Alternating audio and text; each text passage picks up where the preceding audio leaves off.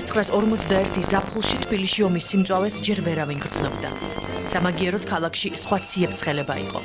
მისაღები გამოცდები ყველა სასწავლებელში ტარდებოდა. დოდო აბაშიძემ ოჯახური ტრადიციის გაგრძელება გადაწყვიტა. თეატრალურში მისაღებ კომისიაში აბაშიძის მამის მეგობრები ისხდნენ. აბიტურიენტმა გრიშაშვილის ლექსი წაიკითხა. ისე წაიკითხა ის ლექსი ხმამაღლა რომ არ გაჩერდა, ყველა შეშინებული უყურებდა, იმიტომ რომ ხმამაღლა რაღაცას გახკიოდა თურმე და მე უთხრეს რომ კარგი, ნუ კი ვიხარ გაჩერდიო, მაინც დაამთავრა ამ ლექსის კითხვა და ნუ ახლა როგორც ვანიკო აბაშიძის შვილი, აკაკი ხორაბა, გასაკვირველია, გაუწევდა ასე ვთქვათ პროტექციას. თეატრალურში ნაცნობობით მოხვედრილმა მსახიობმა თავისი შესაძლებლობები მალევე ყველას აჩვენა. დოდო აბაშიძე ერთ წელიწადში კოტე მარჯანიშვილის სახელობის სტიპენდიანტიც გახდა. თუმცა თეატრი მისი ბედისწერა არ იყო. რუსთავში რამდენიმე წლიანი ხანმოკლე მოღვაწეობის შემდეგ აბაშიძე კინოსტუდიის შტატში ჩაირიცხა. მალევე მაყურებელმა მისი პირველი კინოსახე ბიჭიკო იხილა. პირველ კინო როლს მეორე მოჰყვა. ახალგაზრდა აბაშიძე ყველგან მარტივ, ლირიულ გმირებს თამაშობდა. თუმცა კინოც მაშინ ასეთი იყო, რომანტიული და ძალიან მარტივი. ჯერ მე ჩავაქციე ჭუჭის წყალში. მსახიობის შესაძლებლობები მაყურებელმა სრულად ფილმ დიდ მწვანე ველში იხილა. სოსანამ დოდო აბაშიძის კინოროლებში გარდატეხა შეიტანა. ახალი სიტყვა კინოში კომპარტიის ჩინოვნიკებისათვის მიუღებელი აღმოჩნდა. დიდ მწვანე ველს საფრთხე დაემუქრა. როდესაც ფილმი დასრულდა, წამოდგა მაშინდელი კგბ-ს თავმჯდომარე გაიარ გამოიარა სრულ სიჩუმეში, არავინ ხმას არ იღებს და თქვა რომ ჩვენ დავკარგეთ 2 საათი სამუშაო დრო და დოდოს გავხედე და აი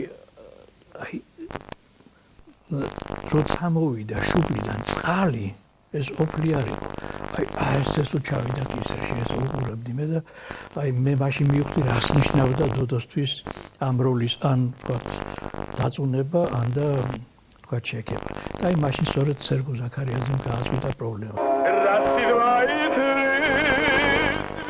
ომახიანი, იმედიანი და დიდი იუმორის მქონე აბაშიძის ენერგია გადასაღებ მოედანზე ყველას ყოფნიდა. დიდ მსახიობში ვაჟკაცობა, გულუბრყვილობა და ბავშვობა ერთად თანაცხოვრობდა. გადაღებაზე ვიყავით და ძალიან სევდიანი იყო რაღაც მივედი დაუჯით გვერდზე და დოდო რა დაგემართა კაცო რატო ხარ ესეთი ხო ხედავ ახლა ვიწყებთ რაღაც უნდა ვიმუშაოთ დარდიანად ვარ რომ მითხრა რა იყო რა დაგემართა დედა მინდა რომ მითხრა ნინო ანდრონიკაშვილმა და ვანიკო აბაშიძემ ერთმანეთი თეატრალურ სტუდიაში გაიცნეს. 1924-ის 1 მაისს მათ ვაჟიშვილი დავითი შეეძინათ. ვანიკო აბაშიძე სანდრო ახმეტელთან ერთად მუშაობდა.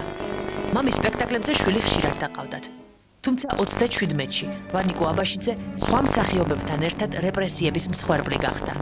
იმ დღიდან ნინო ანდრონიკაშვილი დოდო აბაშიძისათვის დედაც და მამაც ერთდროულად გახდა.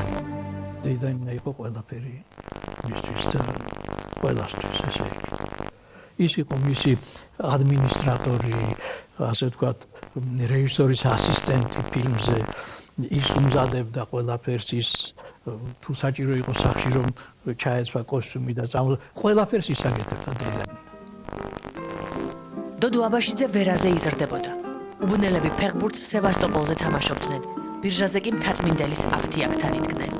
დოდო რომ უბანში დადგებოდა აფთიაკი იყო, მთაწმინდელის აფთიაკი და იმ დღეს დოდო რომ იდგა იქ ხალხმრავლობა იყო, ბიჭების მრავლობა იყო. რატომ? საინტერესო არის ყვებოდა. გვეუბნებოდა აი ეს წაიკითხე, ასე მოიქედე, ხალხს ესე მოიქედე, აი ესე იჩხუბე, ესე დალი, ესე გვა.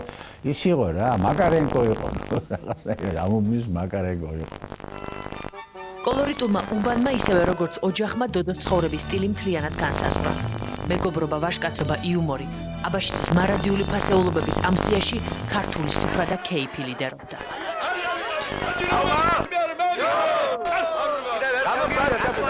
ეს სცენა ელდარ შენგელაიამ დუბლების გარეშე გადაიღო. აქ არავინ თამაშობს. ფირს ყველა ისეთი შემორჩა, როგორიც ცხოვრებაში იყვნენ.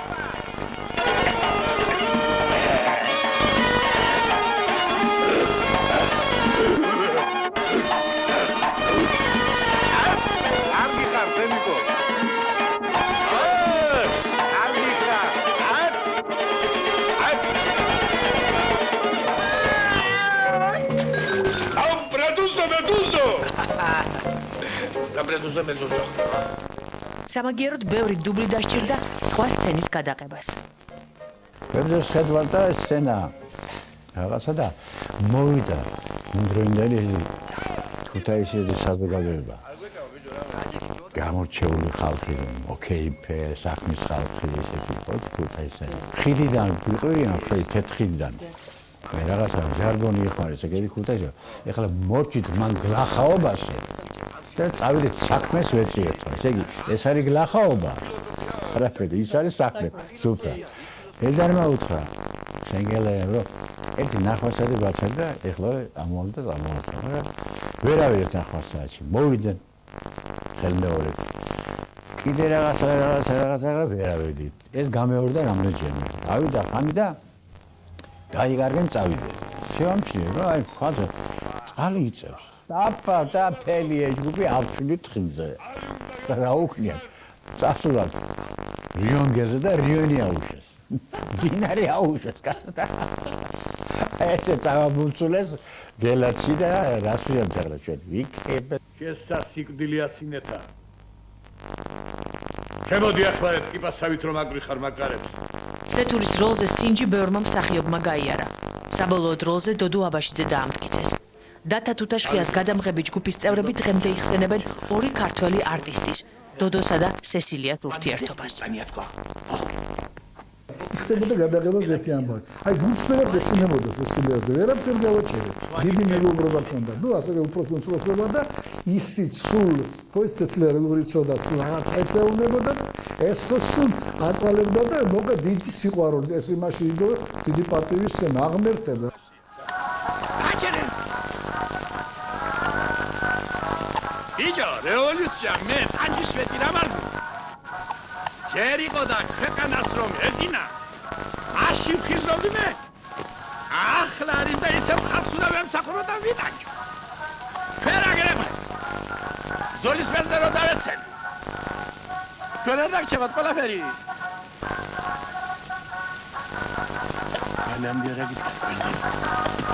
სეთურამდე დოდო აბაშიძემ კიდევ ერთი სახასიათო როლი შეასრულა.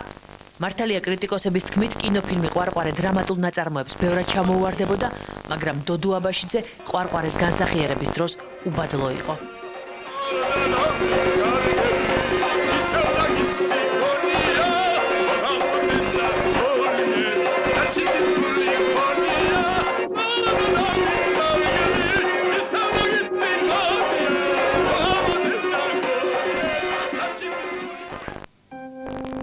კარიერისაგან განსხვავებით შედარებით მძიმე იყო პირადი ცხოვრება. აბაშიძემ ელენე ახვლედიანის ძმისშვილზე იქორწინა. თუმცა მარინა ახვლედიანთან ქორწილი უიღბლო აღმოჩნდა. ოჯახი დაინგრა, მაგრამ დოდოამ სიყვარულის ერთგული ბოლომდე დარჩა. ერთი სიყვარული იცოდა, ნამდვილი დიდი სიყვარული დოდო. და ეს სულ ბოლომდე გამოყვა. მიუხედავად იმისა, რომ შესაძლებელია მრავალი გადაცემა ეს სხვა ამბავია.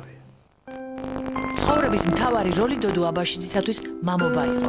ზაზასთან ურთიერთობის დროს სიმკაცრეს არასდროს იჩენდა, მაგრამ როცა შვილისგან რაიმეს წინდა, უბრალოდ დებუდებოდა. მოსკოვში ვიყავით ერთად მე და მამა ჩემი და სასტუმრო უკრაინაში ცხოვრობდით 18 სართულზე. ჩემი ნომრის წინ იყო პატარა წითელი ღილაკი. და მე რომ ამოვდიოდი, მე მგონი მე 6 თუ 7 კლასში ვიყავი, არ ვიცოდი ეს ღილაკი რა არის. არ ქონდა იმას არც შუშა არაფერი წინ და მე ვაჭერდი ამ ღილაკს ხელზე, მე რა შევდიოდი ნომერში. ნუ ერთხელ, ორჯერ, სამჯერ, ოთხჯერ, ხუთჯერ არ მახსოვს რამდენჯერ დავაჭირე ამ ღილაკს ხელი და აღმოჩნდა რომ მე სახანძროს ვიძახებდი. ეს მეხანძრები ამ თავისი შლანგებით არბოდნენ თუ ამ სართულებზე და იყო მთელი ამბავი და მე დამიჭირა მორიგემ სართულის. და დოდო არაფერს საქმის კულში არ არის და უცბად ვიღაცა აკაკუნებს კარავზე და შემოდის ვიღაც მაიორი. ბოლოს და ბოლოს გამომართვეს ჯარიმა, რაც მაშინ დიდი ფული იყო, რაღაც 400 მანეთამდე. აი იმ დღეს საღამოს სწორედ მე ლიფტისკენ მივდიოდით ერთად და ვღეჭავდი სახეთს.